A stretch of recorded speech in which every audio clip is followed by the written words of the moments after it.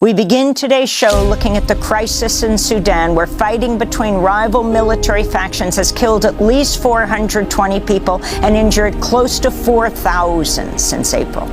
Over the weekend, U.S. Special Forces flew into Khartoum to evacuate U.S. Embassy staff.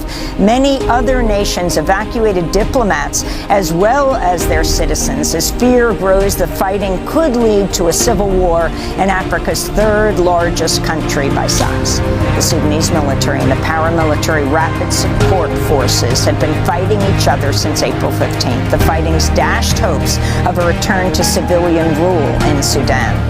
CNN is reporting the Russian mercenary group Wagner has backed the RSF by providing surface-to-air missiles. The head of the Wagner group, Yevgeny Prigozhin, has denied CNN's report, but on Friday he offered to act as a mediator between the two sides. In Sudan's capital, Khartoum, many residents remain trapped with dwindling supplies of food, water, and power as Sudan experiences a near total collapse of internet and phone service. The World Food Programme's warning the fighting could plunge millions more people into hunger in Sudan. This is a Nigerian student stranded in Khartoum. Since there is no electricity, there is no water. I was having some little water left with me. I've been managing the water. I cannot, for 2 days, I can't shower. There is no water to drink. There is no food to drink. You cannot go out to the street to buy food. There is nothing you can buy, and even the cash is not there. Doctors Without Borders recently reported up to 70% of the hospitals in Khartoum and neighboring states are not able to function. This is Esra Abu Shama, a doctor at Sudan's health ministry.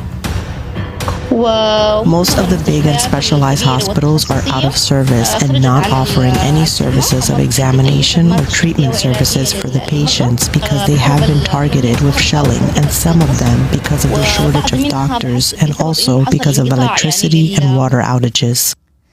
We're joined right now by Khalid Mustafa Madani, an associate professor of political science and Islamic studies, chair of the African Studies program at McGill University.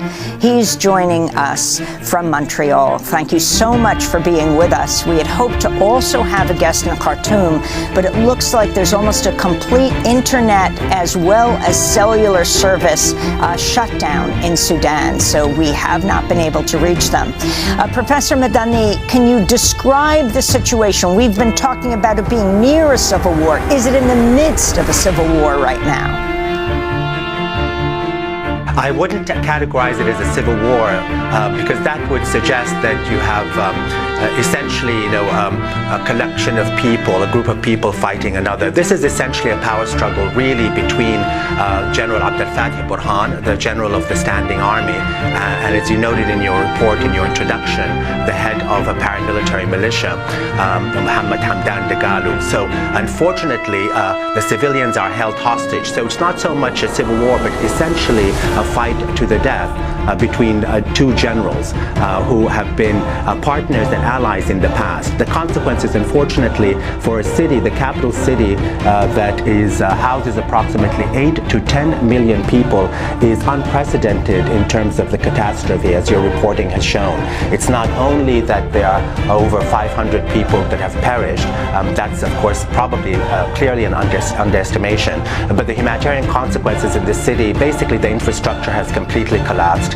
It's not just that the supplies of food are not there, but also people are generally trying to flee the city, and most cannot, but thousands are fleeing northwards towards Egypt or towards the Red Sea. In the east, there are also clashes in the western province of Darfur.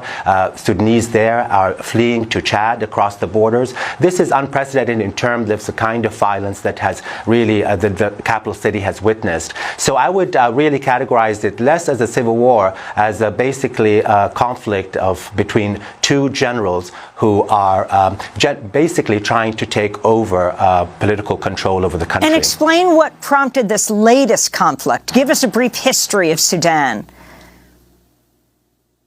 Yes, absolutely. I think for your viewers, it's important to understand that these two generals had conspired and were partners in upending the very